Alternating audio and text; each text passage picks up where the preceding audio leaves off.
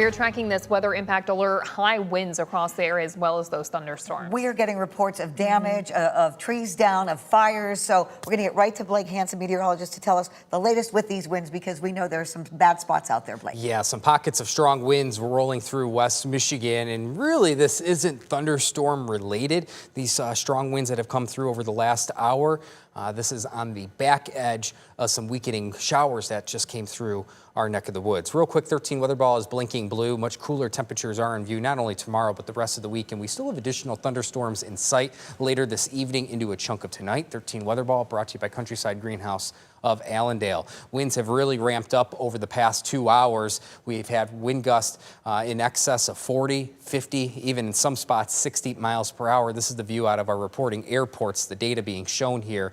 And you can see up and down the lakeshore, Holland, Muskegon, wind gusts upwards of 40 miles per hour. On a more localized note, we've had some wind gusts, again, in excess of 50 to 60 miles per hour. Kent City, Lawton, Comstock Park, Portage, and Ludington. And this still may continue for a couple more hours. What's happening here, we just had a decaying line of rain work through West Michigan, and that rain-cooled air developed an area of high pressure because that rain-cooled air is more dense compared to what's happening to the back edge of that decaying line of shower activity. We have sinking air, which is less dense because it's warming the atmosphere. And all this means for you at home is that we have high pressure right near low pressure, and that's creating a tight pressure gradient in what we call a wake low, meaning an area of low pressure in the wake of rain and storms. And that's what we just saw come through West Michigan. There's a look at radar. It's not impressive by any means, that line of shower activity weakening as it pushes through the states,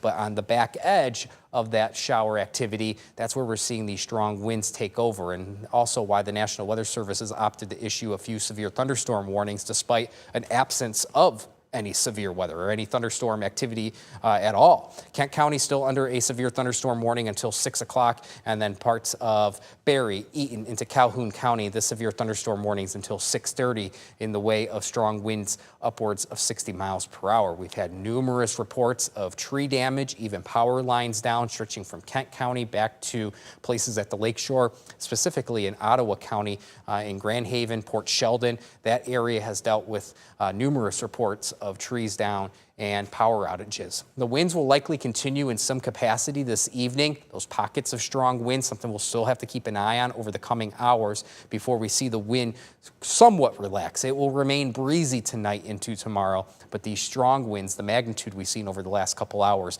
that will taper off as this evening goes on. Separate of the wind that's ongoing right now, we still have to track thunderstorms to our south and west. Thunderstorms are blossoming across Illinois and Missouri, and that's the true severe weather risk of today. Back to our south and west, this orange and red shading, a level 3 and 4 out of 5 across the Mississippi River Valley. For us in West Michigan, we have a level 1 marginal risk with the low end chance of a stronger storm providing some strong winds, separate of the wind that has been ongoing right now. Hour by hour forecast later this evening, 9, 10, 11 o'clock, we'll see showers and storms roll through. This will continue on a scattered note through the nighttime hours before we dry out most of our Tuesday. I think one thing's for sure, we will cool down the rest of the week. No more 60s or 70s to talk about. Temperatures tonight fall into the 50s, and there's really no rebound tomorrow. We'll remain in the 50s and likely stay in the 50s the rest of the work week with a few more chances of rain. Spotty in nature, but the chance of rain will somewhat pick up as the week goes on. As for tonight, temperatures falling into the upper 40s, the lower 50s. We'll watch out for some gusty winds over the next few hours, and then that thunderstorm chance later this evening into tonight. By daybreak tomorrow, we will dry out and for the most part have a quieter Tuesday. Still a bit breezy, but not like we've seen over the last hour or two. 13 on your side, 7-day forecast, much cooler the rest of the week. And we'll have to watch for some frost and freeze concerns as the week goes on with overnight temperatures in the lower 30s.